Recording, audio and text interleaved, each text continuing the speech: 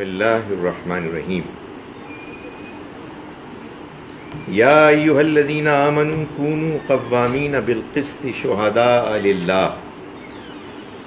یہ آیہ مبارکہ آپ میں سے وہ لوگ کہ جو پچھلی مرتبہ جب ہم نے تقریباً مہینہ ہو گیا ہے، ہم نے جب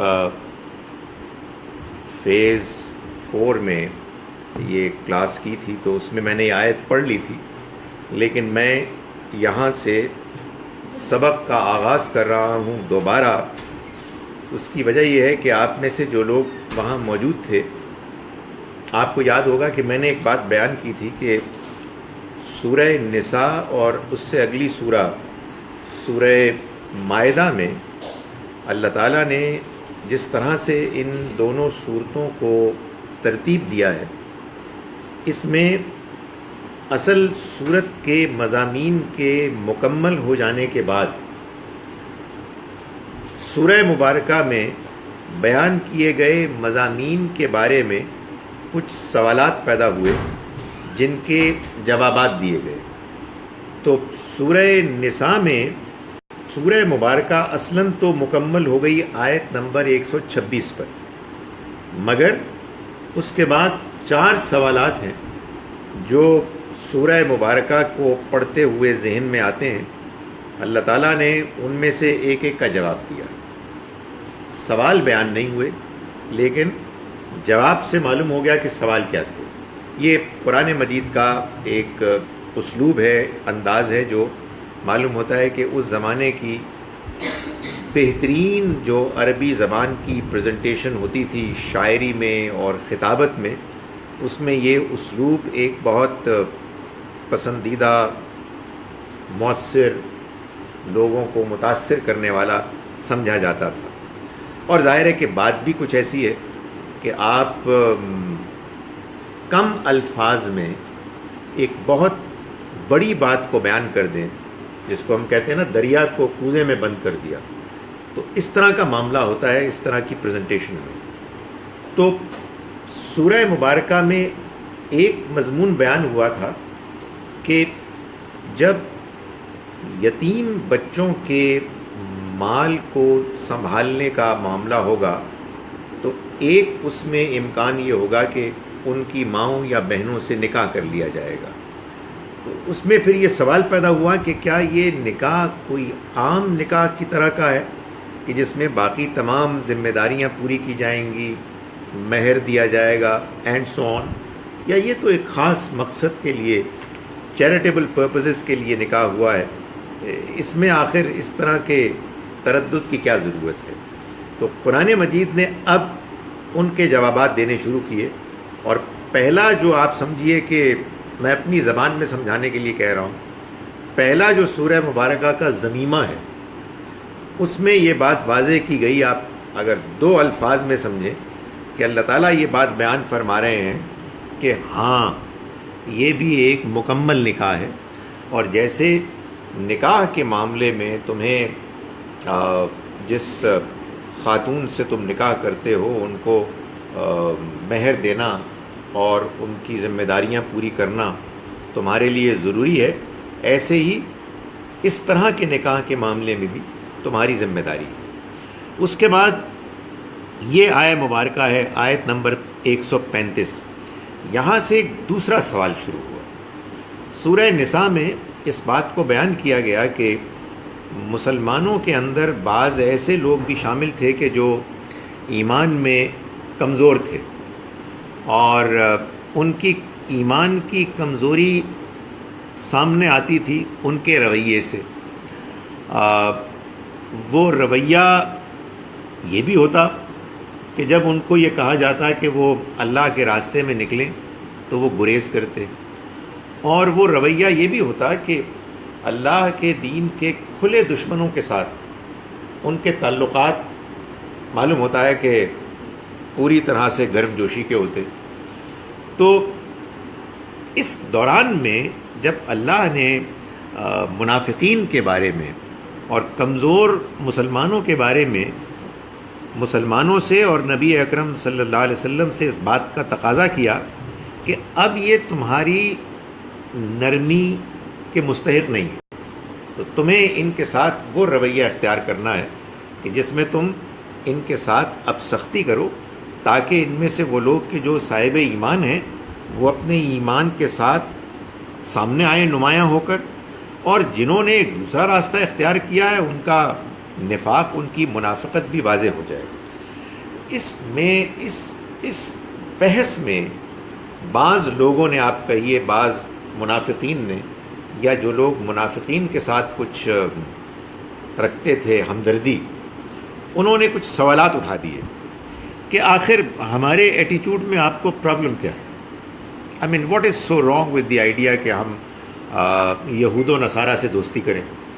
اس میں کیا مسئلہ ہے کہ وہ بھی تو آخر ایمان والے ہیں، اللہ کو مانتے ہیں، آخرت کو مانتے ہیں، ان کی بھی کتاب ہے، ان کی بھی شریعت ہے، تو آخر اتنی سختی کی کیا ضرورت ہے؟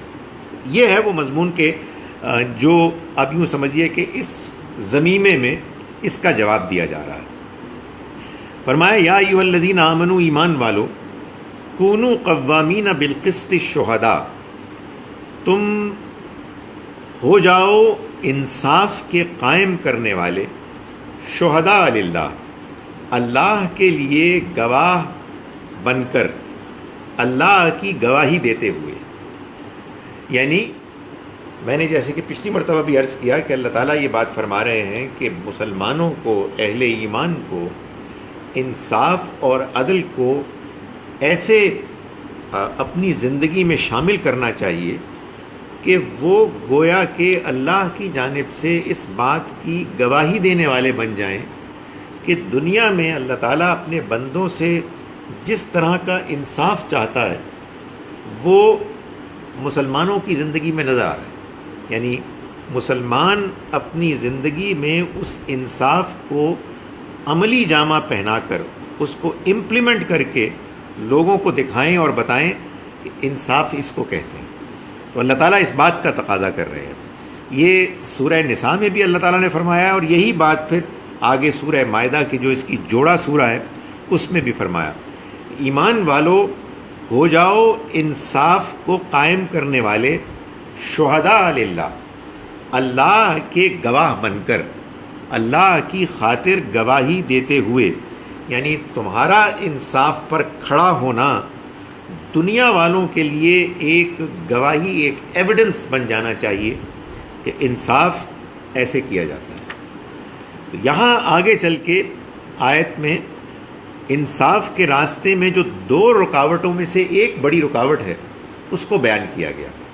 آپ جب انصاف کرنا چاہتے ہیں، ہم سب انصاف کرنا چاہتے ہیں، لیکن اس کے بعد ہم کمزور پڑ جاتے ہیں، اس لیے کہ اصل میں انصاف کے راستے میں کچھ رکاوٹیں، دو بڑی نمایاں رکاوٹیں ہوتی ہیں۔ ان میں سے ایک کو یہاں بیان کیا گیا کہ تم یہ کام کرو، وَلَوْ عَلَىٰ أَنفُسِكُمْ أَوِ الْوَالِدَيْنِ وَالْأَقْرَبِينَ، چاہے اس کے نتیجے میں خود تمہارے اپنے مفادات پر زد پڑے یا والدین کے یا رشتہ داروں کے۔ یعنی ہوتا کیا ہے کہ آپ جانتے ہیں کہ صحیح بات کیا ہے، انصاف کا فیصلہ کیا ہے، لیکن انسان یہ محسوس کرتا ہے کہ اگر وہ انصاف کی بات کہے گا، اگر وہ انصاف کے مطابق فیصلہ کرے گا تو اس کے نتیجے میں اس کے اپنے ویسٹڈ انٹرسٹ پر زد پڑے گی، یا اس کے والدین کے یا اس کے رشتہ داروں کے، اینڈ فار دیٹ میٹر جو بھی اس کے جاننے والے ہیں، قریب کے لوگ ہیں۔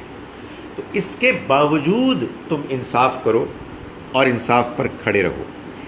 ان یکن غنیا او فقیرا فاللہ اولا بہما، وہ امیر ہو یا غریب، اللہ ہی دونوں کے لیے زیادہ حقدار ہے۔ یعنی اس سے کوئی فرق نہیں پڑتا کہ جو انصاف کرنے والا ہے یا جس کے ساتھ انصاف کیا جانا مقصود ہے وہ امیر ہو یا غریب ہو، ڈزنٹ میٹر۔ اللہ ہی ہے کہ جو ان سب کے لیے سب سے زیادہ اس بات کا حقدار ہے کہ اس سے ڈرا جائے اور اس کی خاطر یہ رویہ اختیار کیا جائے۔ فلا تتبعوا الہوی ان تعدلوا، تو دیکھو تم خواہش نفس کی پیروی نہ کرنا کہ کہیں انصاف نہ کرو، انصاف کرنے سے گریز کرو۔ یعنی انسان انصاف سے گریز کرتا ہے، ایک بڑی وجہ کیا ہے؟ اس کی اپنی خواہشات ہیں. وہ خواہشات یا اپنی کچھ اس کی انٹرسٹ ہوتی ہیں، یا والدین کے کچھ تقاضے ہوتے ہیں، یا رشتہ داروں کے. تو اللہ تعالیٰ نے فرمایا کہ ان سب کو تم نظر انداز کر دو، پس پشت ڈال دو. وَإِن تَلْوُوا أَوْ تُعْرِضُوا، اور اگر تم نے بات بگاڑنے کی کوشش کی یا اعراض کرنے کی کوشش کی، یعنی تم نے حق اور انصاف کی بات کو بیان کرتے ہوئے زبان کو بگاڑنے کی کوشش کی. شاید زبان کو بگاڑنے کا ایک مطلب تو یہ ہوتا ہے کہ آپ گول مول بات کریں، آواز ہی نہیں آ رہی. انصاف کا کوئی فیصلہ کرنا ہے مگر معلوم ہی نہیں ہو رہا کہ آواز کیا ہے، واٹ ڈز ہی مین. اور میرا خیال ہے کہ ایک دوسرا مطلب یہ ہے کہ آپ اتنی چرب زبانی کریں، آپ کی زبان میں اتنی زیادہ فلو ہو، ایسے ایسے آپ کے پاس دلائل ہوں، ایسی مکاری ہو آپ کے پاس کہ معلوم ہو کہ عام آدمی سمجھ ہی نہیں پائے کہ صحیح بات کیا ہے. تو اللہ تعالیٰ فرما رہے ہیں کہ دیکھو تم اسمارٹ کس کے ساتھ بننے کی کوشش کر رہے ہو. تم نے اگر خواہشات کی پیروی کرتے ہوئے اپنی زبان کو توڑا مروڑا، اس کو بگاڑنے کی کوشش کی، یا تم نے اعراض کرنے کی کوشش. ایک اور طریقہ یہ ہوتا ہے کہ آپ اعراض کریں، یعنی آپ ریئلٹی کو فیس ہی نہ کریں، آپ غائب ہو جائیں. آپ کہیں کوئی اور مسئلہ نہیں ہے، کوئی اور ٹاپک نہیں ہے. تو یہ بھی تم نے اعراض کیا تو فَإِنَّ اللَّهَ كَانَ بِمَا تَعْمَلُونَ خَبِيرًا، تو جان لو اچھی طرح سے کہ جو تم عمل کرتے ہو اللہ اس سے باخبر. یعنی تم کس کو دھوکہ دے رہے ہو؟ زبان درازی کے نتیجے میں، گریز کرنے کے نتیجے میں، اپنی خواہشات کو تم پورا کرنے کے لیے تم جو بھی بات کرو گے، دوسروں کو تو تم دھوکہ دے سکتے ہو، لیکن اللہ کو کیسے دے سکتے ہو؟ ایسا لگتا ہے کہ جیسے اللہ تعالیٰ نے گھیر لیا ہے کہ تم جاؤ گے کدھر، یہ کرو گے تو یہ بھی پکڑ لیں گے، یہ کرو گے تو یہ پکڑ لیں گے، اور کسی انٹرسٹ کا تمہیں کوئی لحاظ نہیں ہونا چاہیے. دوسری جو پرابلم ہو سکتی ہے انصاف کے راستے میں انسان کے لیے، وہ کسی کی دشمنی. آئی ڈونٹ لائک ہم، میرا تو پرانا دشمن ہے، ہمارے خاندانی دشمن ہے، بندہ ہی ٹھیک نہیں، میں اس سے نفرت کرتا ہوں، اینڈ سو آن. بھارتی ہے، یہودی ہے، کچھ بھی ہو سکتا ہے، دوسرے مسلک کا ہے، فلاں فلاں.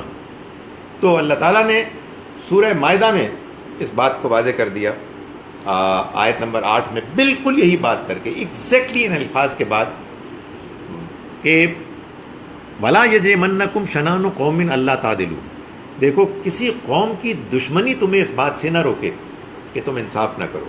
اعدلوا، انصاف کرو، وَأَقْرَبُ لِلتَّقْوَىٰ، یہ تقوی کے قریب ترین بات ہے. اس سے بات معلوم ہوئی کہ باقی باتیں تو بعد میں، سب سے پہلے اس امت اور امت میں شامل لوگوں کا جو امتیاز ہونا چاہیے، جو چیز جس چیز سے یہ ممتاز ہوں، وہ یہ ہے کہ بالکل ان بائسڈ، ان کے اندر کوئی تعصب نہ ہو، یہ کسی اپنے مقصد کی خاطر حق بات کو بیان کرنے میں کوئی رکاوٹ محسوس نہ کریں.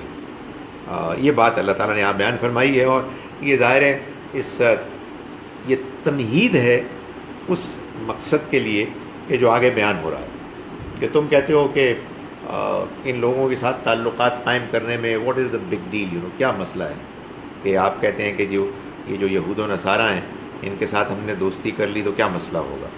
سو یہاں سے بات شروع کی کہ دیکھو اگر تو تمہارا پوائنٹ یہ ہے کہ ان سے دوستی کرنا انصاف کا تقاضا ہے تو یہ کلیئر ہو جائے گا، لیکن یہ جان لو کہ اصل چیز ہے انصاف، اور وہ اگر اللہ کی طرف سے سچائی سامنے آ جائے تو پھر اس کے بعد کوئی کمپرومائز نہیں ہو سکتا.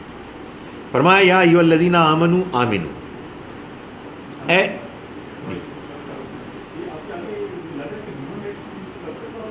جی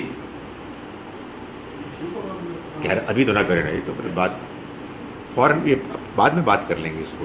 یعنی مجھے اس میں یہ ہے کہ کسی ہیومن اسکلپچر میں کوئی پرابلم نہیں ہے، اگر یہ وہ چیز ہے کہ جو پوجی جاتی ہے. یار مجھے یہ صرف شک ہوا کہ یہ بدھا کا ہے، اگر بدھا کا ہے تو پھر مشکل ہے، خدا ہی ہے، وہ دیکھ لیں گے اس کو.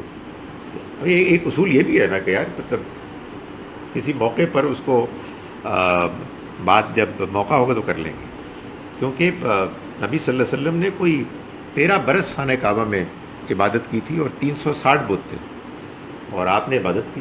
جب موقع آ گیا آپ نے کام کر لیا. تو وہ میرا خیال تھا کہ ہم بات کر لیں گے اس بارے میں، کوئی امیجیٹ مسئلہ نہیں ہے.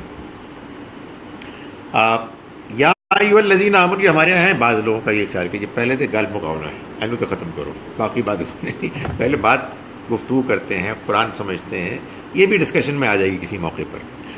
یا ایھا الذین آمنوا آمنو، اے ایمان والو ایمان لاؤ، باللہ و رسولہ والکتاب الذی نزل علی رسولہ، ایمان لاؤ اللہ پر اور اس کے رسول پر اور اس کتاب پر کہ جو اس نے اہتمام کے ساتھ نازل کی اپنے رسول پر، والکتاب الذی انزل من قبل، اور اس کتاب پر بھی کہ جو اس نے نازل کی اس سے پہلے.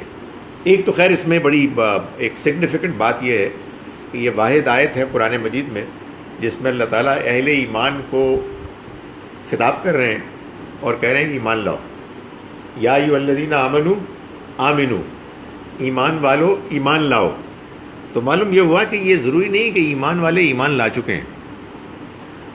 یہ قرآن جب نازل ہو رہا تھا تو اس زمانے میں سب لوگ، اس کو آپ کہتے ہیں کنورٹ ہونا، کنورٹڈ تھے. ہم سارے لوگ پیدائشی ہیں. تو میرا خیال ہے کہ جتنی یہ بات ریلیونٹ ان سے ہے اس سے زیادہ ریلیونٹ ہم سے ہے کہ ایمان والو ایمان لاؤ. مسلمانوں جو مسلمان گھرانوں میں پیدا ہو گئے ہو، ایمان لاؤ، یعنی اللہ کے دین کو سچائی کے ساتھ سمجھو اور اختیار کرو. ایمان لاؤ اللہ پر. آبویسلی بھائی جو بندہ مسلمان ہوتا ہے تو اللہ کو تو مانتا ہے نا یار. مطلب آپ کسی کو کہیں گے یار دیکھو اللہ کو مانو، وہ یار فار گاڈ سیک یار میں اللہ کو مانتا ہوں. تو اللہ تعالیٰ یہ کہہ رہے ہیں کہ ایمان والو ایمان لاؤ اللہ پر و رسولہ ہی، اور اس کے رسول پر. یہ قرآن سے بات واضح ہوتی ہے کہ اللہ کو ماننا اللہ کے نزدیک ناقابل قبول اور غیر معتبر ہے اگر وہ آپ اللہ کی شرائط پر نہیں مان رہے. آپ اللہ کو مان رہے ہیں اپنی شرائط پر. میرا ایک اللہ ہے جو بہت اچھا ہے، وہ کبھی غصے نہیں ہوتا ہے، وہ کبھی کسی کو سزا نہیں دیتا ہے. تو بھائی یہ آپ کا تصور ہے. اللہ نے جب خود اپنے بارے میں باتیں بیان کر دی تو پھر ہمیں ان کو سمجھنا ہوگا اور اس کو ماننا ہوگا. تو یہ تقاضا کر رہا ہے اللہ تعالیٰ کہ ایمان لاؤ اللہ پر، سچا ایمان، و رسولہ ہی، اور اس کے رسول پر، والکتاب الذی نزل علی رسولہ، اور اس کتاب پر بھی کہ جو اس نے نازل کی اپنے بندے پر، والکتاب الذی انزل من قبل، اور اس کتاب پر بھی کہ جو اس نے نازل کی اس سے پہلے. آپ نے یہ دیکھا کہ میں نے 2 مرتبہ کہا اس نے نازل کی.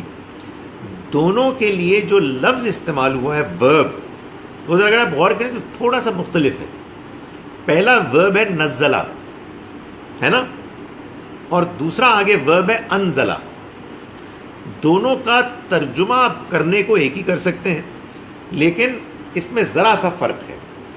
نزلہ جب آپ استعمال کریں گے اس کا مطلب ہوگا اہتمام کے ساتھ نازل کرنا، تیاری کے ساتھ، جس میں ظاہر ہے کہ جو چیز نازل کی گئی ہے اس کی شان، اس کی بڑائی، اس کی عظمت بیان کرنی مقصود ہے. اور انزلہ میں بس نازل کرنا، یعنی اس کی کمتری کو بیان کرنا مقصود نہیں ہے، لیکن یہاں اس کو نمایاں کرنا یہ پیش نظر نہیں ہے. تو ایک تو اللہ نے نازل کیا اس قرآن کو بڑے اہتمام کے ساتھ، اور اہل ایمان سے اس بات کا بھی تقاضا کیا گیا ہے کہ وہ ایمان لائیں اس کتاب پر بھی کہ جو قرآن سے پہلے نازل ہوئی. آپ کہیں گے کہ پہلے تو قرآن مجید سے کئی کتابیں نازل ہوئی. نہیں، اصل میں بیسیکلی تورات ہے.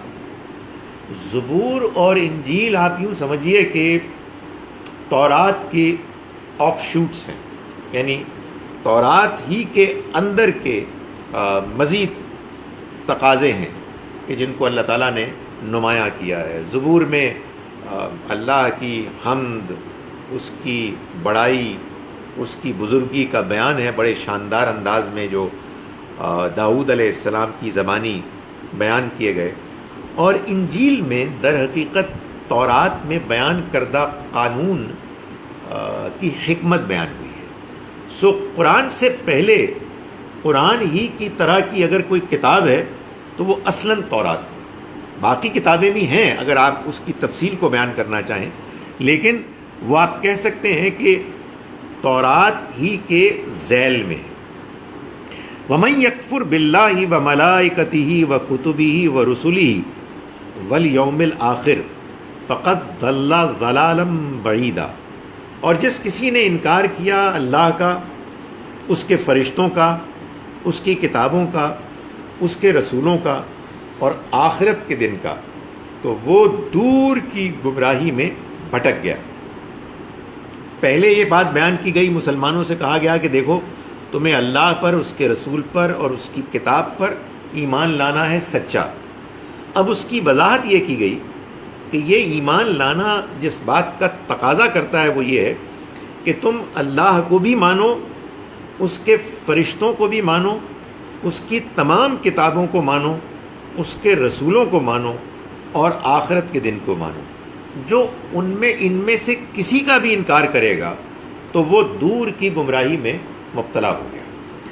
یہ گویا کہ مسلمانوں کو یہ بتایا جا رہا ہے کہ اگر کوئی فرد یا کوئی گروہ اللہ کے کسی رسول کا بھی انکار کرے گا تو وہ گویا کہ تمام رسولوں کا انکار کر رہا ہے اور اللہ کا بھی انکار کر رہا ہے۔ تو اگر اللہ تعالیٰ تمہیں یہ بتا رہے ہیں کہ تمہیں ان لوگوں سے کہ جنہوں نے اللہ کے رسول کا انکار کیا ہے، تمہیں اب ان کے ساتھ اپنے تعلقات پر نظر ثانی کرنی ہے، تو پھر تمہیں اس معاملے میں کوئی دل میں کوئی تنگی یا رکاوٹ محسوس نہیں کرنی چاہیے، اس لیے کہ اللہ کو ماننا، اللہ کے رسول کو ماننا اصل میں سچائی کے ساتھ، خلوص کے ساتھ ماننا ہے، اور وہ اس بات کا تقاضا کرتا ہے کہ تم ان کو بھی مانو، اور ان کو ماننے کے نتیجے میں جو لوگ اس کا انکار کر رہے ہیں ان کے ساتھ اپنے تعلقات کو اسی کے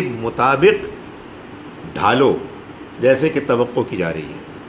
میں ابھی قرآن کو بیان کر رہا ہوں، اس کی کچھ امپلیکیشنز ہیں جو میں ابھی آگے بیان کروں گا، کیونکہ قرآن مجید کے اس طرح کے مقامات کو سمجھنے میں جو ہمارے ہاں ایک رویہ پیدا ہوا ہے، اس کے نتیجے میں ہم غیر مسلموں کے ساتھ بہت سختی کرتے ہیں، اور اس میں یہی باتیں ہیں جو دلائل کے طور پر پیش کی جاتی ہیں۔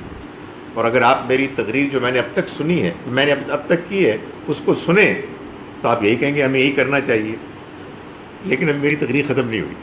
تو ابھی میں آپ کو یہ بتا رہا ہوں کہ قرآن یہ کہہ رہا ہے، بالکل یہ کہہ رہا ہے کہ اہل ایمان کو جب اللہ یہ کہتا ہے کہ تم ان لوگوں کے ساتھ اپنے تعلقات کو بدل دو کہ جنہوں نے اللہ کا انکار کیا، یعنی اللہ کے رسول کا انکار کیا، اس کی کتاب کا انکار کیا، اور وہ انکار کرنے کے بعد اب اس کے دشمن بن گئے ہیں، تو تم ان کے ساتھ وہ تعلقات نہیں رکھ سکتے کہ جو تعلقات تم اپنے دوستوں کے ساتھ رکھتے ہو، اپنے رشتہ داروں کے ساتھ رکھتے ہو، ان لوگوں کے ساتھ رکھتے ہو کہ جن سے تمہیں ہمدردی ہوتی ہے، تمہارے اندر ان کے لیے محبت، خلوص، ایثار کا جذبہ ہوتا ہے، انہوں نے انکار کر دیا۔ یہ بات قرآن بیان کر رہا ہے۔ یہی وہ چیز ہے جو منافقوں کی پرابلم پیدا ہو گئی تھی کہ منافق یہ کہتے تھے کہ یار یہ کیا چکر ہے، آئی مین ہم مانتے ہیں، وہ بھی مانتے ہیں، تو واٹ از دا پرابلم؟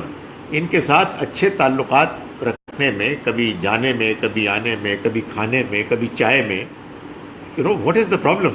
اس میں کیا مشکل ہے؟ تو یہ اللہ تعالیٰ واضح فرما رہے ہیں، ان الذین آمنوا ثم کفروا ثم آمنوا ثم کفروا ثم ازدادوا کفرا لم یکن اللہ لیغفر لهم ولا لیہدیہم سبیلا۔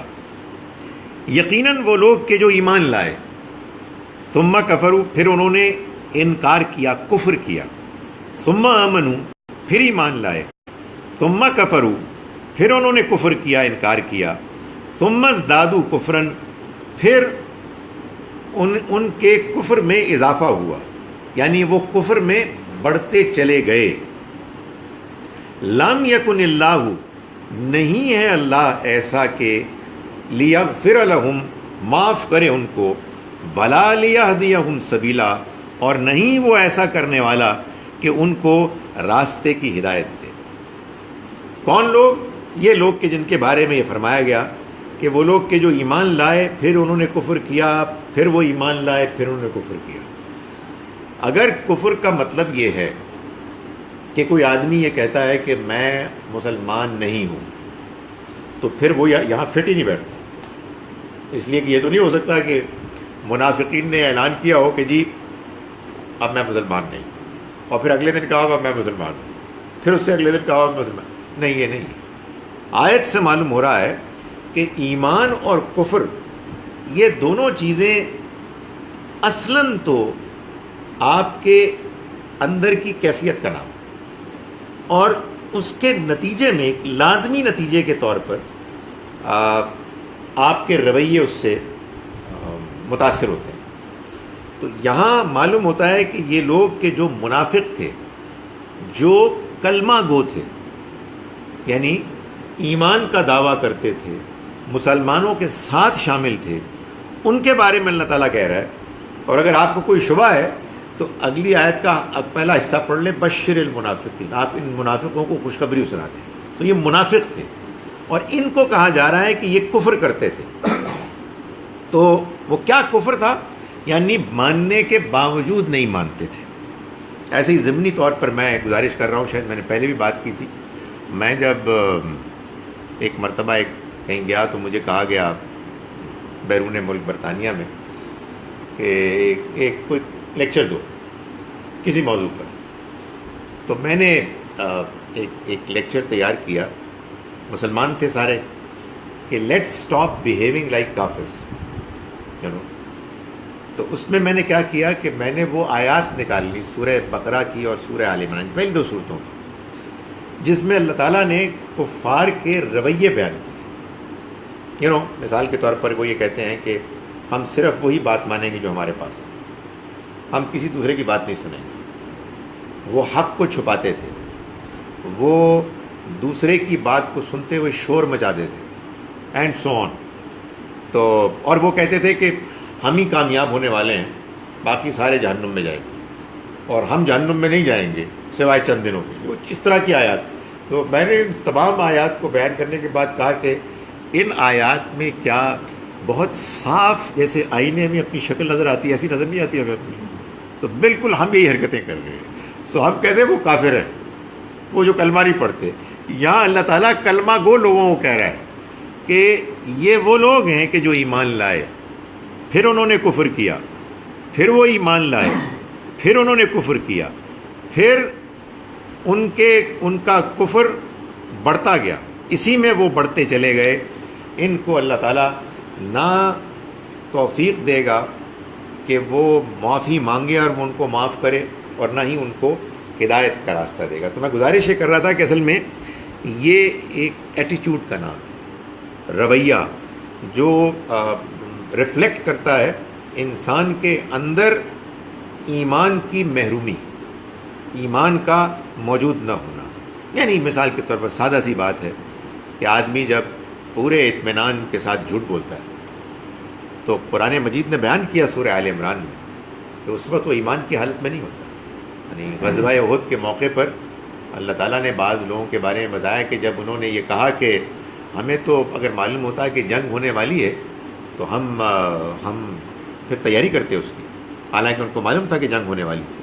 تو اللہ تعالیٰ نے فرمایا کہ ہم للکفر یومئذ اقرب منہم للایمان، اس دن وہ کفر سے ایمان کے مقابلے میں زیادہ قریب تھے۔ تو یہ جو رویے ہیں، جھوٹ بولنا، دھوکہ دینا، جان بوجھ کر زیادتی کرنا، یہی وہ چیزیں ہیں کہ جو انسان کو اس کے ایمان سے محروم کرتی ہیں۔ اور ظاہر ہے کہ جب نبی اکرم صلی اللہ علیہ وسلم خود بنفس نفیس موجود تھے تو اس موقع پر ان لوگوں کا ان غیر مسلموں کے ساتھ رویہ اختیار کرنا دوستی کا، کہ جو جان بوجھ کر ایمان نہیں لائے تھے. اللہ تعالیٰ نے فرمایا کہ یہ بھی وہی چیز ہے کہ انہوں نے ایمان کو چھوڑ کر کفر کا راستہ اختیار کیا. بشر المنافقین، آپ سنا دیجئے ان منافقوں کو، بِأَنَّ لَهُمْ عَذَابًا عَلِيمًا، کہ ان کے لیے ایک دردناک عذاب ہے. یہ منافق کہ جو یہ رویہ اختیار کیے ہوئے ہیں، ان کے لیے ایک سخت، ایک دردناک عذاب ہے. یہ کون لوگ ہیں؟ الذین یتخذون الکافرین اولیاء من دون المؤمنین. یہ وہ لوگ ہیں کہ جو کافروں کو دوست بناتے ہیں مومنوں کے مقابلے میں. ایبتغون عندہم العزہ، کیا وہ تلاش کرتے ہیں ان کے پاس عزت؟ فإن العزة للہ جمیعا، تو عزت تو ساری کی ساری اللہ ہی کے پاس ہے، تمام تر اللہ ہی کے لیے ہے. تو یہ ان کے پاس کیا چیز حاصل کرنے جا رہے ہیں. یہاں میں یہ گزارش کروں گا کہ اصل میں قرآن مجید سے یہ بات معلوم ہوتی ہے کہ جب کوئی شخص یا کوئی قوم اللہ کے کسی پیغمبر کے زمانے میں اللہ کے پیغام کو سننے کا موقع پاتی ہے، ان کو یہ اپرچونٹی ملتی ہے کہ ان کے سامنے اللہ کا پیغام براہ راست پیش کیا جاتا ہے، تو پھر ایک مدت گزر جانے کے بعد ان کے لیے انکار کا کوئی امکان نہیں رہتا. یعنی ان کو بات سمجھ میں آ جاتی ہے، اچھی طرح سے سمجھ میں آ جاتی ہے. اس کے بعد نہ ماننے کا مطلب یہ ہوتا ہے کہ وہ ایک ایسی حقیقت کو کہ جس کو انہوں نے دیکھ لیا، جس کو انہوں نے جان لیا، وہ اس کو دیکھنے اور جاننے کے باوجود ماننے کے لیے تیار نہیں ہے. یہ ظاہر ہے کہ بہت بڑا جرم، بہت بڑا جرم ہے. قرآن مجید نے یہ بات بیان کی نا یہودیوں کے علماء کے بارے میں کہ نبی اکرم صلی اللہ علیہ وسلم کے معاملے میں یعرفونہ کما یعرفون ابناءہم، وہ ان کو پہچانتے ہیں جیسے اپنے بیٹوں کو پہچانتے ہیں، لیکن اس کے باوجود وہ انکار کرتے ہیں. تو اس سے معلوم یہ ہوا کہ ان کے پاس بات نہ ماننے کے لیے اب سرے سے کوئی ایکسکیوز، بہانہ باقی نہیں رہ گیا تھا.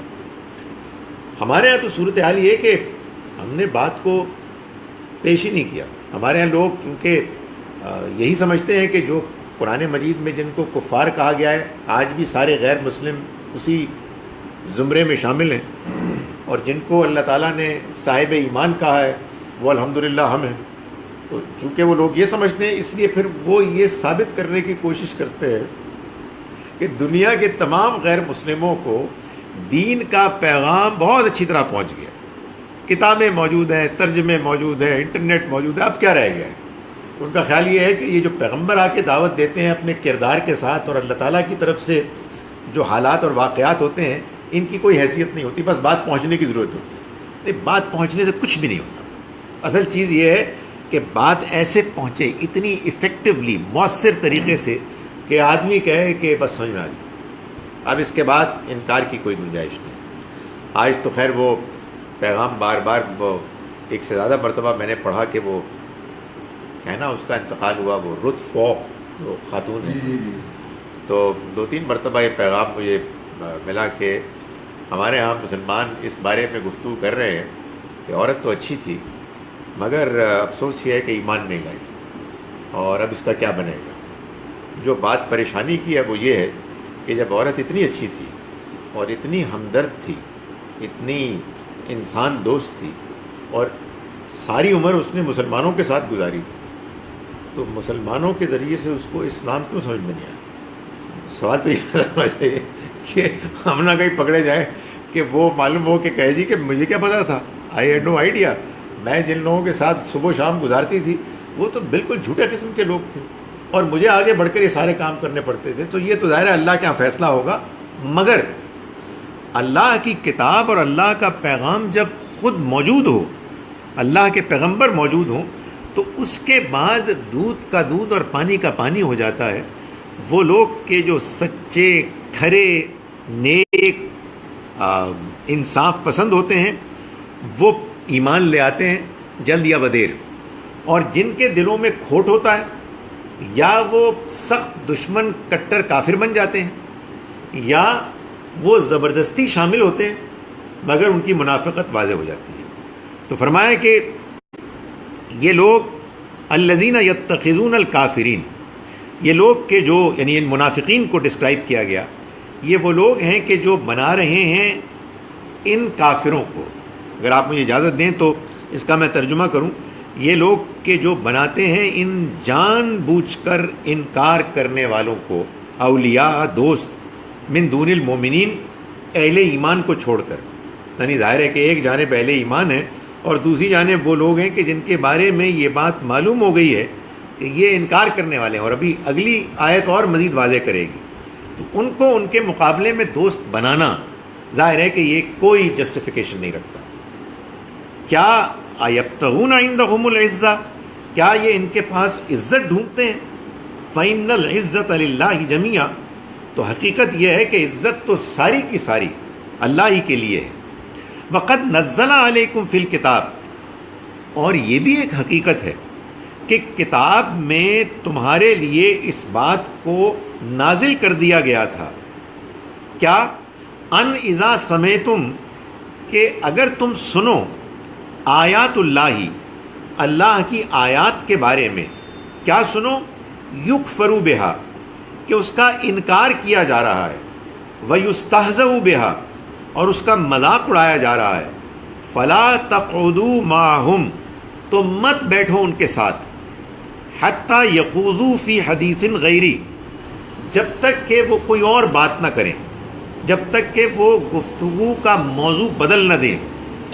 انکم اذا مثلہم، تم اس صورت میں انہی کی مانند ہوگے، انہی کی طرح کے مانے جاؤ گے. یعنی تمہارے سامنے دین کا مذاق اڑایا جا رہا ہے اور تم ان کے ساتھ بیٹھے ہو اور تم بھی ہنسی مذاق کر رہے ہو، تو تم ان میں شامل سمجھے جاؤ گے. یہ بات تم کو پہلے بتا دی گئی تھی کہ اگر کبھی ایسا واقعہ ہو تو وہاں سے اٹھ کے چلے جاؤ. یہ کہاں بتایا گیا تھا؟ مکی صورت میں، سورہ انعام میں، آیت نمبر 38 میں یہی بات اللہ تعالیٰ نے بیان فرمائی تھی کہ دیکھو، ایک چیز ہوتی ہے دین کی غیرت. اگر انسان کے اندر اللہ کے دین کی غیرت ہی نہیں ہے تو پھر ایمان نہیں ہے. یعنی اس کا یہ مطلب نہیں ہے کہ اگر کوئی اعتراض کرے تو آپ اٹھ کے چلے جائیں. نہیں، اعتراض کا تو جواب دیں. کوئی سوال کرے تو سوال کے جواب میں آپ بات سمجھائیں.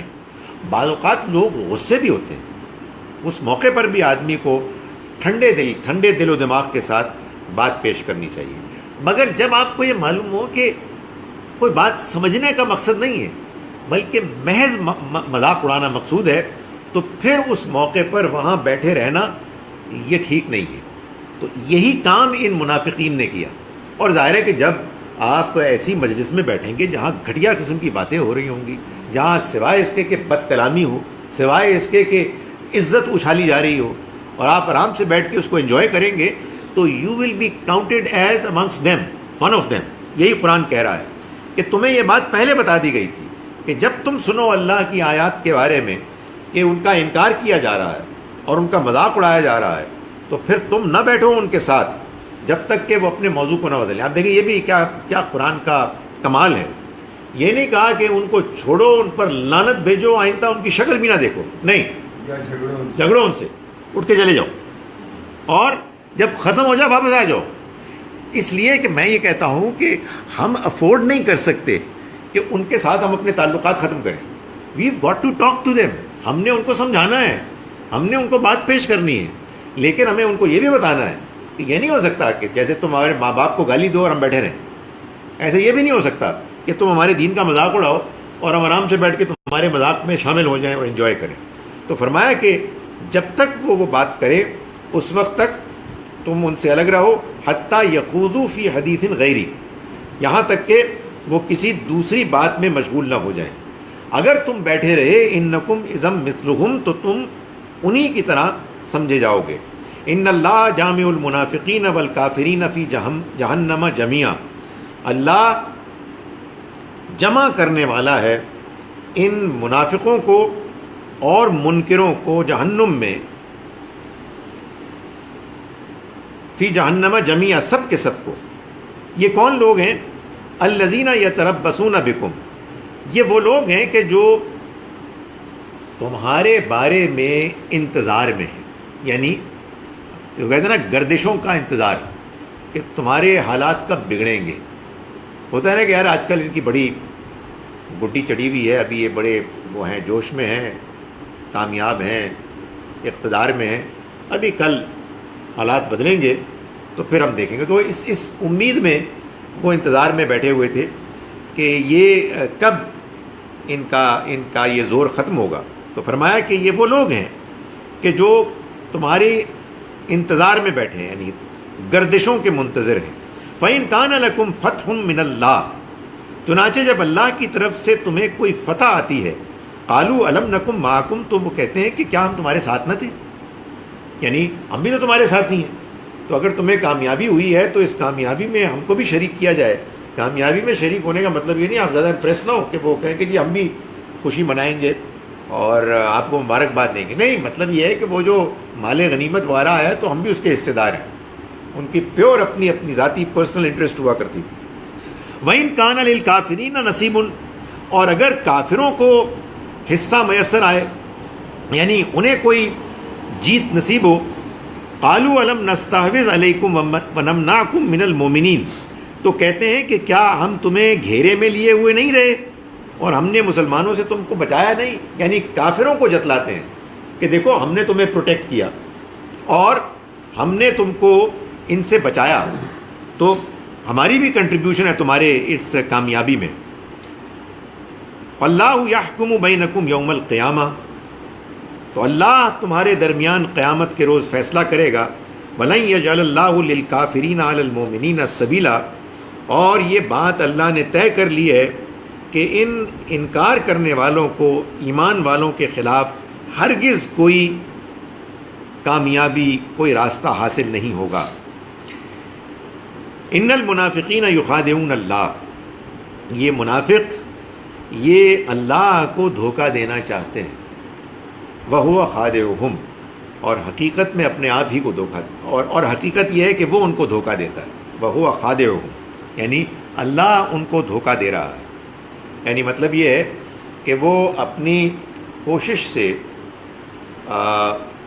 جو تگ و دو کر رہے ہیں اس میں ان کا خیال یہ ہے کہ کسی کو معلوم ہی نہیں ہوگا کہ ہمارا موقف اصل میں کیا ہے. مسلمانوں کے سامنے جاتے ہیں تو ہم مسلمانوں کی سی باتیں کرتے ہیں، اور مسلمانوں کے جو مخالف دشمن ہیں ان کے پاس جاتے ہیں تو ان کے ہم خیال بن جاتے ہیں. تو اس طرح سے وہ دھوکہ دے رہے ہیں، ایز اف کہ کوئی جانتا ہی نہیں ہے. تو یہ اللہ کو دھوکہ دینا چاہتے ہیں. وَهُوَ خَادِعُهُمْ، حالانکہ وہ ان کو دھوکہ دیتا ہے. کیا مطلب؟ یہ قرآن نے کئی جگہ بیان کیا ہے، بعض اوقات اس لفظ دھوکہ سے، اور بعض اوقات یہ کہا ہے کہ وہ بھی چال چلتے ہیں اور اللہ بھی چال چلتا ہے. وَمَكَرُوا وَمَكَرَ اللَّهُ، انہوں نے بھی چال چلی اور اللہ نے بھی چال چلی. اللہ کیا دھوکہ دے رہا ہے ان کو؟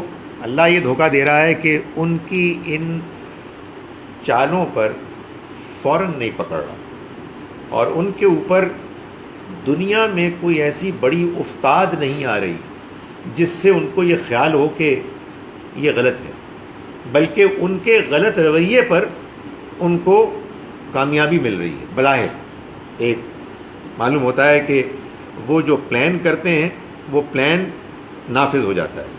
تو یہ ظاہر ہے کہ وہ دھوکے میں پڑ گئے. ان کو اپنی دنیا میں کامیابی اور اطمینان سے یہ غلط فہمی لاحق ہو گئی ہے کہ وہی ٹھیک جا رہے ہیں، انہی کو بالآخر کامیابی حاصل ہوگی، کوئی دیکھنے والا نہیں ہے، ان کا کوئی نقصان نہیں ہوگا. تو اللہ تعالیٰ ان کو دھوکہ دے، اور یہ ظاہر ہے کہ بہت بڑی سخت بات ہے. وَإِذَا قَامُوا إِلَى الصَّلَاةِ قَامُوا كُسَالَىٰ، یہی اس دھوکے کی ایک مزید وضاحت ہے جو وہ دینے کی کوشش کر رہے ہیں کہ جب وہ نماز کے لیے کھڑے ہوتے ہیں تو وہ اٹھتے ہیں بالکل سستی کاہلی کے ساتھ، محض دکھانے کے لیے.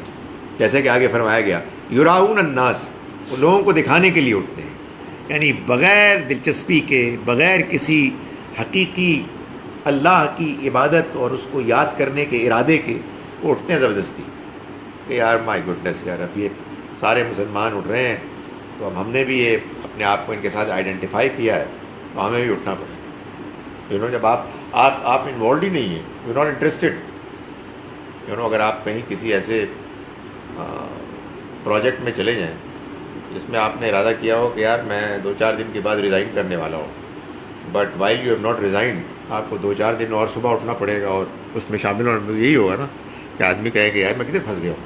تو ویسے اٹھتے تھے سستی کے ساتھ، بادل ناخواستہ، یراؤن الناس، اور وہ محض لوگوں کو دکھانے کے لیے اٹھتے. ولا یذکرون اللہ الا قلیلا، اور نہیں اللہ کو یاد کرتے مگر بہت تھوڑا. یعنی وہ یاد کرتے جو زبانی ہوتا ہے نا، ظاہر ہے سورہ فاتحہ کچھ پڑھنی تو پڑتی ہوگی ان کو، تو اس طرح کے کچھ اذکار کرتے اور بہت تھوڑا یاد ہوتا. یعنی یہ دل کا یاد کرنا نہیں ہے، یہ محض چند الفاظ کا بولنا ہے. مذبذبین بین ذالک، وہ دونوں کے درمیان ہی میں کچھ لٹک رہے ہیں، معلق ہیں. دونوں یعنی مسلمانوں اور کفار کے درمیان. لا الہ الائی ولا الہ الائی، نہ ہی پوری طرح ان کی طرف اور نہ ہی ادھر، نہ مسلمانوں کے ساتھ پوری طرح سے مخلصانہ انداز میں اور نہ کفار کے ساتھ. یہ ان کا معاملہ ہے. وَمَن يُضْلِلِ اللَّهُ فَلَن تَجِدَ لَهُ سَبِيلًا، اور جس کسی کو اللہ گمراہ کر دے تو تم ہرگز اس کے لیے کوئی راستہ نہیں پاؤ گے. اللہ گمراہ کر دے یعنی اللہ اپنے قانون کے مطابق گمراہ کر دے. اللہ تعالیٰ نے قرآن مجید میں یہ بات بیان کی ہے کہ جو شخص ہدایت طلب نہیں کرتا، جس کو ہدایت میں دلچسپی نہیں ہے، جو ہدایت کو اوائڈ کرتا ہے، اللہ تعالیٰ اس کو ہدایت نہیں دے گا. اور جو ہدایت میں دلچسپی لے گا، جو ہدایت کو اہمیت دے گا، اس کی قدر کرے گا، اللہ اس کو ہدایت دے گا.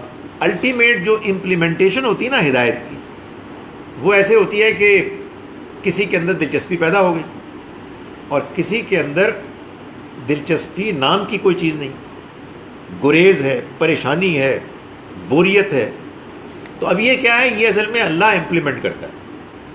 آپ کو دلچسپی دے دی، کسی اور کو دلچسپی نہیں دی، تو اس کو اللہ تعالیٰ کہتا ہے کہ یہ اللہ گمراہ کرتا ہے، اللہ ہدایت دیتا ہے. لیکن اللہ کا ہدایت دینا اور اللہ کا گمراہ کرنا میرٹ کی بنیاد پر، پیور میرٹ کی بنیاد. یعنی وہ یہ دیکھتا ہے کہ کون ہے کہ جو صحیح رویہ اختیار کرتا ہے، کون ہے کہ جس کا ایٹیچیوڈ صحیح ہے، تو وہ اس صحیح ایٹیچیوڈ کے نتیجے میں توفیق دیتا ہے، دل کو کھول دیتا ہے، آمادگی پیدا کر دیتا ہے.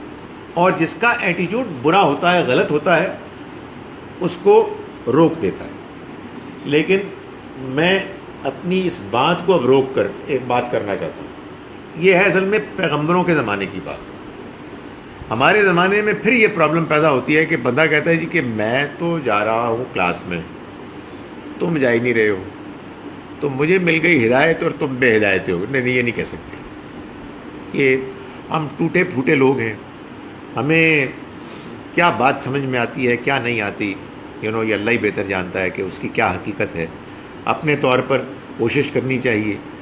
اگر دین میں دلچسپی پیدا ہو رہی ہے، اللہ کا شکر کرنا چاہیے، لیکن نہ اپنے بارے میں کسی غلط فہمی میں مبتلا ہونا چاہیے کہ ہم بڑی شے ہیں، یا نہ کسی دوسرے کے بارے میں کوئی سخت رویہ پیدا ہونا چاہیے کہ وہ گمراہ ہو گیا، یا یہ کہ اسے اللہ تعالیٰ نے محروم کر دیا. ان کے لیے دعا کرنی چاہیے. اور سچی بات یہ ہے کہ اس سے بھی زیادہ میری طرح کے لوگوں کو تو یہ سوچنا چاہیے کہ میرے بات میں، انداز میں، کردار میں، سوچ میں کیا خامی ہے کہ جو بات لوگوں کو نہیں پہنچ رہی، یا اس کو وہ پسند نہیں کر رہے، یا وہ اس سے متاثر نہیں ہو رہے. سو یہ بات جیسا کہ میں نے کافر کے بارے میں کہی نا، اسی طرح سے یہ بھی معاملہ ہے کہ ہدایت اور گمراہی کے معاملے میں اللہ تعالیٰ نے جو بات بیان فرمائی ہے وہ بات اپنی جگہ پر اصولی طور پر تو بالکل بجا اور ٹھیک ہے، لیکن اس کا اطلاق اور اس کی امپلیمنٹیشن اپنے زمانے میں آدمی کو کرتے ہوئے احتیاط کرنی چاہیے. جیسے کہ میں نے گزارش کی کہ آپ غیر مسلموں کو کافر قرار دے دیں، ان کو دھتکارنا شروع کر دیں، اپنے آپ کو مومن قرار دے دیں، تو یہ بھی غلط ہے. بالکل اسی طرح سے کہیں دین کے معاملے میں کوئی دلچسپی پیدا ہو گئی ہے آپ کو، تو آپ کہیں جی ہمیں مل گئی ہدایت، اور جس کے اندر بظاہر کوئی اس طرح کی ایکٹیویٹی نہیں آئی ابھی زندگی میں، تو آپ کہیں کہ وہ گمراہ تو نہیں. ایسا نہیں ہونا چاہیے. آخری ایک آیت بھی اس سے ریلیونٹ ہم پڑھ لیں. یا ایھا الذین آمنوا لا تتخذوا الکافرین اولیاء من دون المؤمنین. یہ اصل میں اسی کی کنٹینویشن ہے. اب یوں اس کو واضح طور پر بیان کیا جا رہا ہے کہ ایمان والو مت بناؤ تم ان کافروں کو، یعنی ان جان بوجھ کر انکار کرنے والوں کو دوست، من دون المؤمنین اہل ایمان کو چھوڑ کر. اتریدون ان تجعلوا للہ علیکم سلطانا مبینا. کیا تم چاہتے ہو کہ اللہ کو اپنے خلاف واضح دلیل حجت دے دو؟ کیا مطلب؟ یعنی مطلب یہ ہے کہ اللہ فیصلہ کرتا ہے نا ہدایت کا میرٹ کی بنیاد پر. تو تم جب ان لوگوں کو کہ جو دین کے دشمن ہیں، جو مذاق اڑاتے ہیں، جس کا ذکر ابھی ہے، تم ان کے ساتھ دوستیاں کرو، تو یہ تو پھر تم اللہ کو ایک دلیل دے رہے ہو، حجت اپنے خلاف، کہ تمہیں محروم کر دیں وہ کہ تم ایمان لاؤ. اس سے یہ معلوم ہوا کہ ظاہر ہے کہ یعنی اس کی ایک میرے اور آپ کے لیے ایک جو نتیجہ، جو کرولری ہے، وہ یہ ہے کہ ہم اپنی زندگی میں جانتے بوجھتے ہوئے کوئی غلط کام، غلط رویہ، جھوٹ، فریب اختیار نہ کریں. اگر کریں گے تو اس کے نتیجے میں ہم اللہ کو اپنے خلاف ایک حجت، ایک دلیل پرووائڈ کریں گے کہ وہ ہمیں، اللہ معاف کرے، ہدایت اور ایمان سے محروم کر دے. چلیے جی میں ان آیات کا ایک مرتبہ پھر ترجمہ کر رہا ہوں، اس کے بعد ہم سوال جواب کی طرف آئیں گے. بسم اللہ الرحمن الرحیم. آیت نمبر 135 سے ہم نے شروع کیا. یا ایھا الذین آمنوا، ایمان والو، کونوا قوامین بالقسط شہداء للہ، ہو جاؤ انصاف پر کھڑے ہونے والے اللہ کے لیے گواہی دیتے ہوئے. ولو علی انفسکم او الوالدین والاقربین، اگرچہ کہ یہ تمہارے خلاف اس کا نتیجہ ہو یا تمہارے والدین کے مفادات کے خلاف فیصلہ جائے، والاقربین یا رشتہ داروں کے. ان یکن غنیا او فقیرا، چاہے وہ کوئی مالدار ہو یا فقیر ہو، فاللہ اولیٰ بہما، تو اللہ تو سبھی کا سے زیادہ حقدار ہے، یعنی کہ اس کی بات مانی جائے. فلا تتبعوا الہویٰ ان تعدلوا، تو دیکھو خواہشات کی پیروی نہ کرو کہ انصاف نہ کرنا، یعنی خواہشات کی پیروی کر کے انصاف سے دور نہ ہو جانا. وَإِن تَلْوُوا أَوْ تُعْرِضُوا، اور اگر تم نے زبان کو مڑوڑا یا اعراض کیا، فَإِنَّ اللَّهَ كَانَ بِمَا تَعْمَلُونَ خَبِيرًا، تو اس سے کوئی فرق نہیں پڑتا، اس لیے کہ تم جو کچھ بھی عمل کرتے ہو اللہ اس سے باخبر ہے. یا ایھا الذین آمنوا، ایمان والو، آمنوا باللہ ورسولہ والکتاب الذی نزل علی رسولہ، ایمان لاؤ اللہ پر اور اس کے رسول پر اور اس کتاب پر کہ جو اس نے اہتمام کے ساتھ نازل کی اپنے رسول پر، والکتاب الذی انزل من قبل، اور اس کتاب پر بھی کہ جو اس نے اتاری اس سے پہلے. ومن یکفر باللہ وملائکتہ وکتبہ ورسلہ والیوم الآخر، اور جس کسی نے انکار کیا اللہ کا، اس کے فرشتوں کا، اس کی کتابوں کا، اس کے رسولوں کا اور آخرت کے دن کا، فقد ضل ضلالا بعیدا، تو وہ دور کی گمراہی میں مبتلا ہو گیا.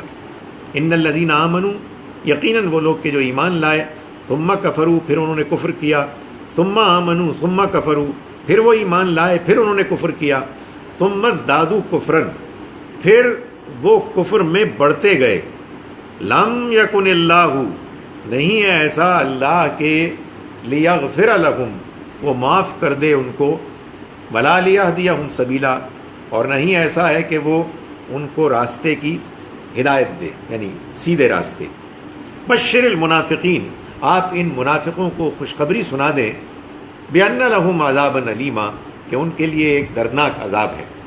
الذین یتخذون الکافرین اولیاء، یہ وہ لوگ ہیں کہ جنہوں نے کافروں کو دوست بنایا من دون المومنین، مومنین کو چھوڑ کر، ایبتغون عندہم العزہ، کیا وہ ان کے پاس عزت تلاش کرتے ہیں؟ فإن العزة للہ جمیعا، تو انہیں جان لینا چاہیے کہ عزت تو ساری کی ساری اللہ کے پاس ہے۔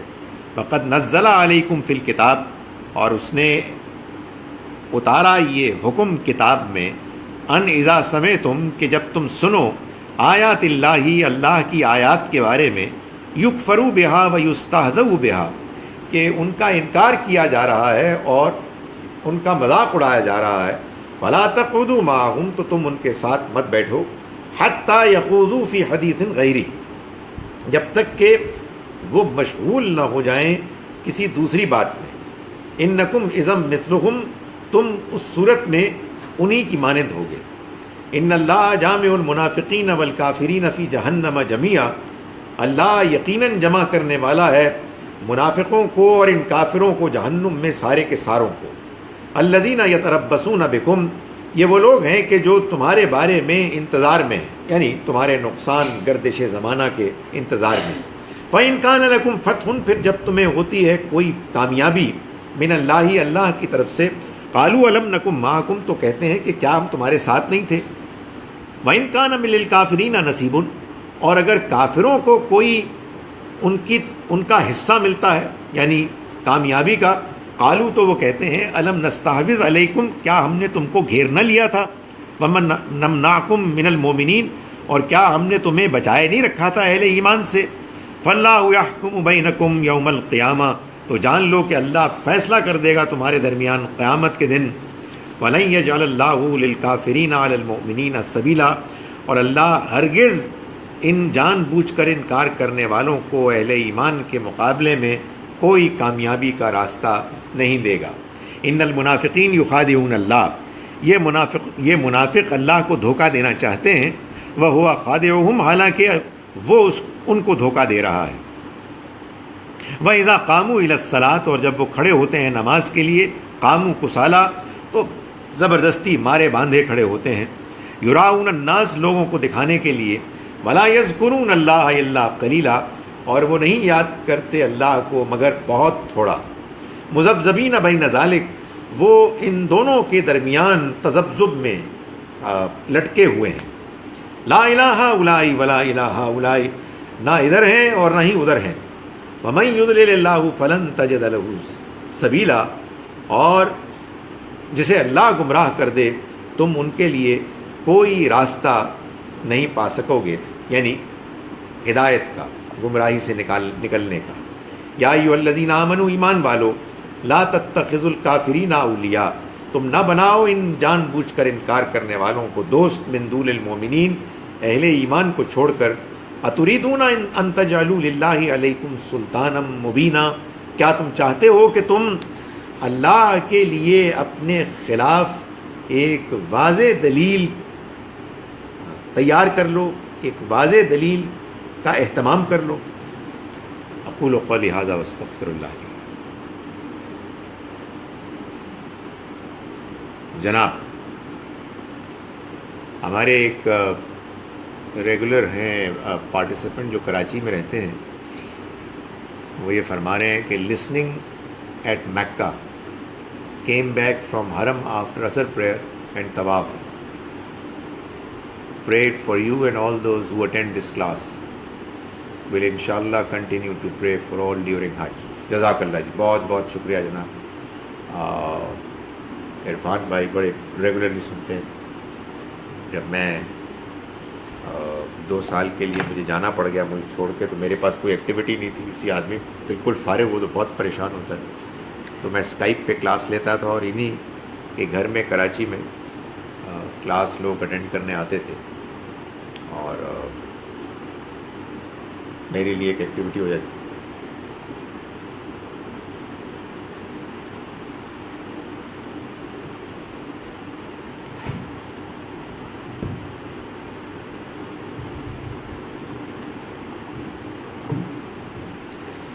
یہ جو ہے نا میری اپنے کمنگ ٹو وہ جو آپ نے کویشچن اس پہ کیا ہے، یہ جو ہمارے ہاں احادیث میں آتی ہیں باتیں، کئی چیزیں جن کو کہ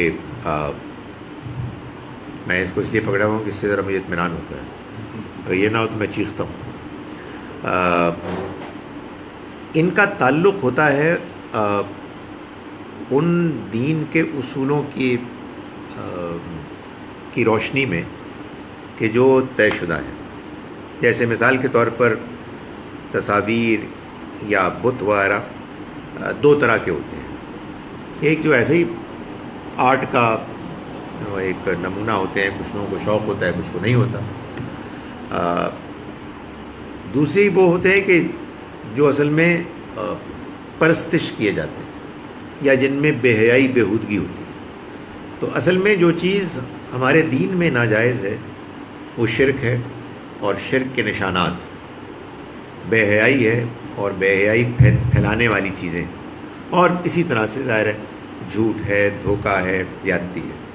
اب اس میں ظاہر ہے کہ کسی معاملے میں کسی کا کیا پوائنٹ آف ویو ہے یا کون کس کو کیا سمجھتا ہے، یہ ظاہر ہے کہ ان کی اپنی انڈرسٹینڈنگ ہے۔ میں عام طور پر جو وہ ہے نا اس کو میری خیال یہ ہے کہ چونکہ گوتم بدھ ایک ایسی وہ ہیں پرسنالٹی جن کو پوجا جاتا ہے، تو probably it's a good idea to avoid. لیکن بعض لوگ کہتے ہیں کہ یہ بھی ایک آرٹ اور اس کا ایک وہ ہے پہلو ہے۔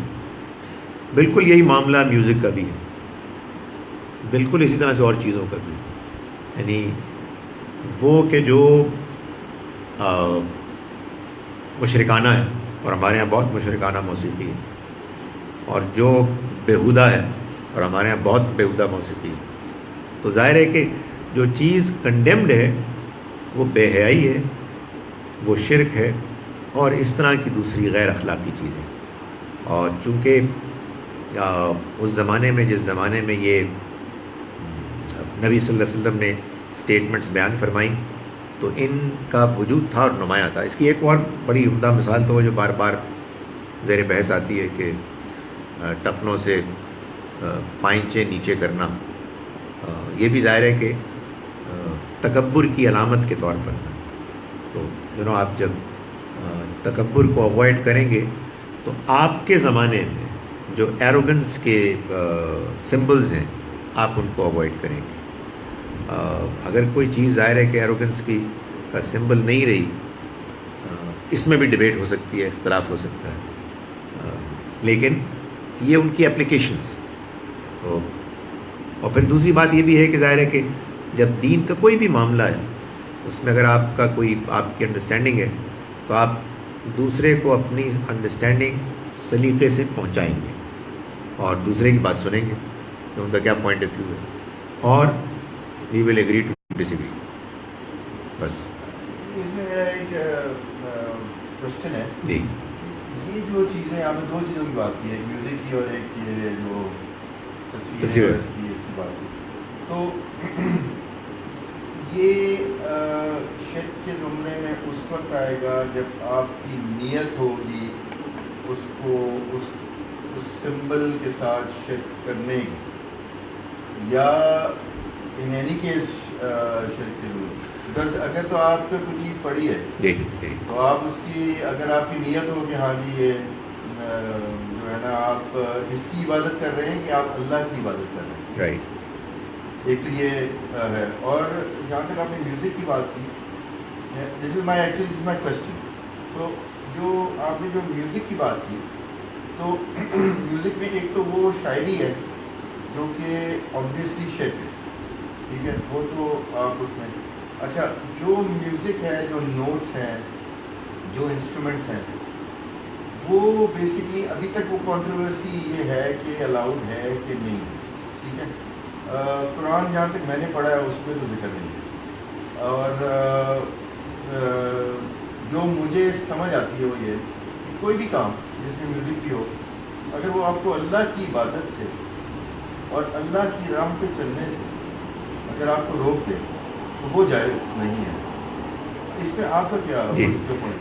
پہلی جو بات ہے وہ یہ ہے کہ ظاہر ہے کہ اس کا تو کوئی امکان ہی نہیں ہے کہ مسلمانوں میں سے کوئی مسیح علیہ السلام کی کسی تصویر، مریم علیہ السلام کی تصویر اور کراس کو پوجے گا، اس کا تو کوئی امکان ہی نہیں ہے تو پوجے گا اس کا کیا ہے؟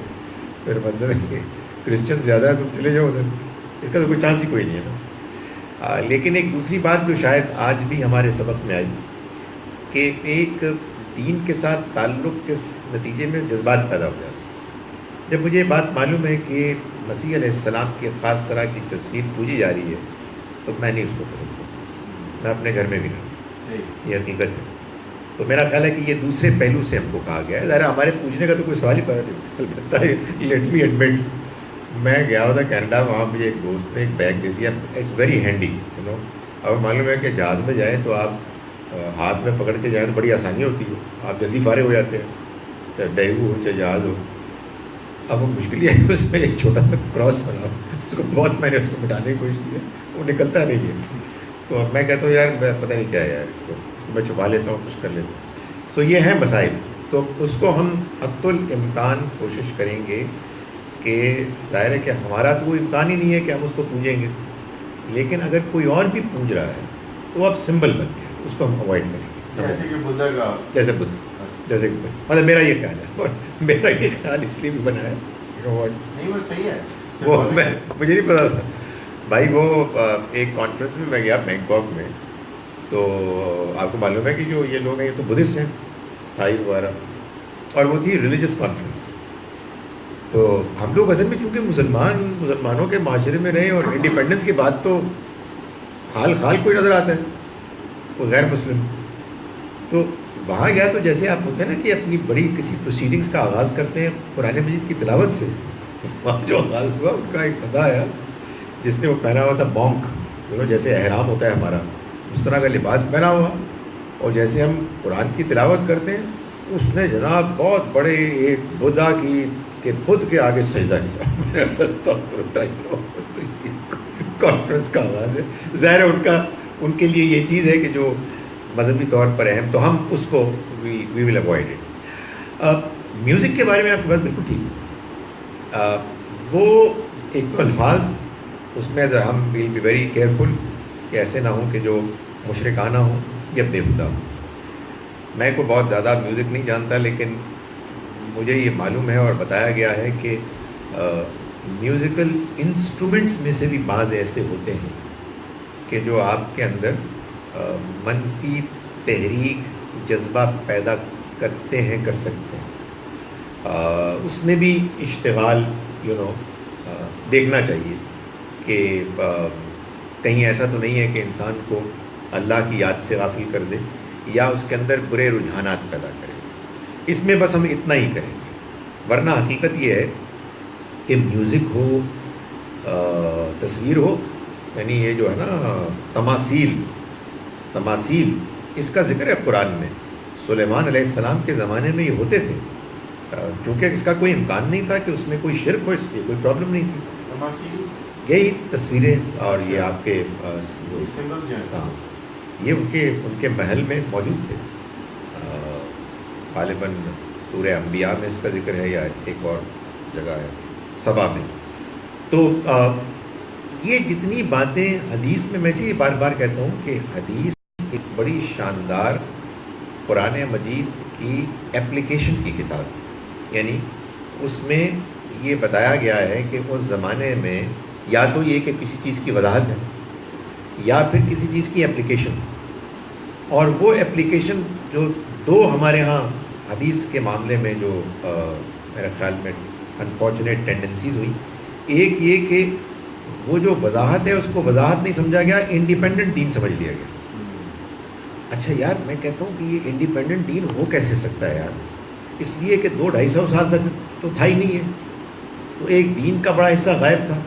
اور ابھی کسی نے کل پرسوں مجھ سے بحث کرتے ہوئے جو حدیث میں بڑی ان کی ریسرچ ہے، انہوں نے کہا جی کہ ایک دوسری پرابلم یہ پیدا ہو جاتی ہے کہ اگر حدیث میں دین بیان ہوا ہے تو حضرت عمر نے تو حضرت ابو ہریرہ کو باقاعدہ روکا کہ تم بیان نہیں کرو، تو انہوں نے کیا دین بیان کرنے سے روکا؟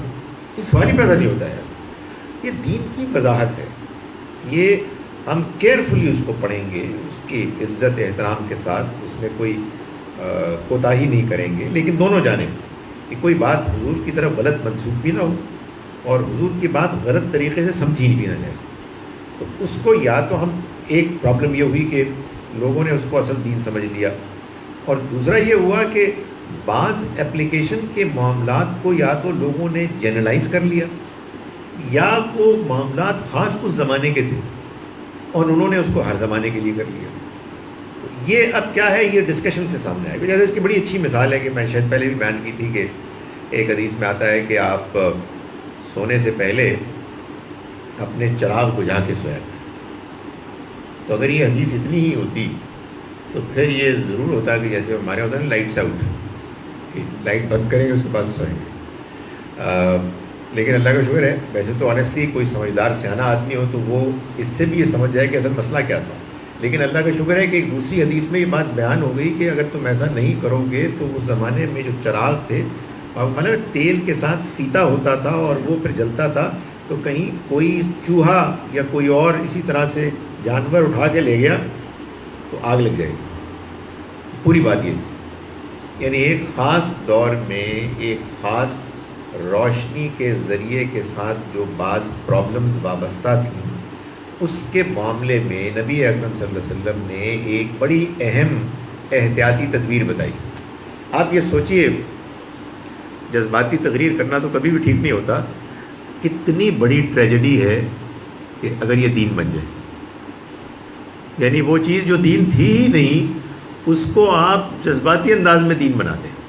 اس لیے بہت ضروری ہے کہ اس طرح کی چیزوں کو سب کو آن کیس ٹو کیس بیسس پہ، اور دین کی اپلیکیشن میں بہت شاندار چیزیں جن سے کہ آدمی کو بہت روشنی ملتی ہے، وہ روشنی کے جو ہم از خود شاید نہ پا سکتے.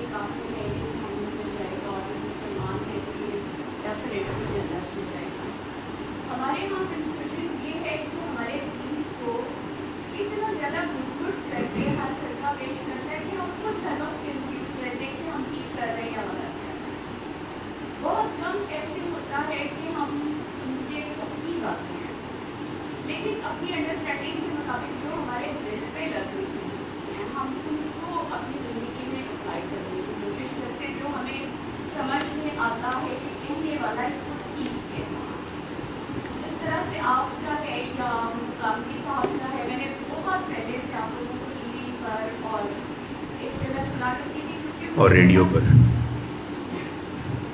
مجھے ہوتا تھا کہ آپ لوگوں کی باتیں مجھے اپیل کرتی تھی.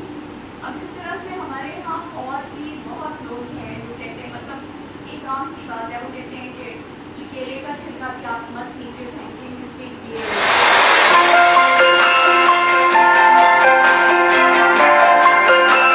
مسئلہ کرتا ہے، تو آپ یہ کیلے کا چھلکا یا اس طرح تو پھر ہم گھاس پہ بھی نہ چلیں.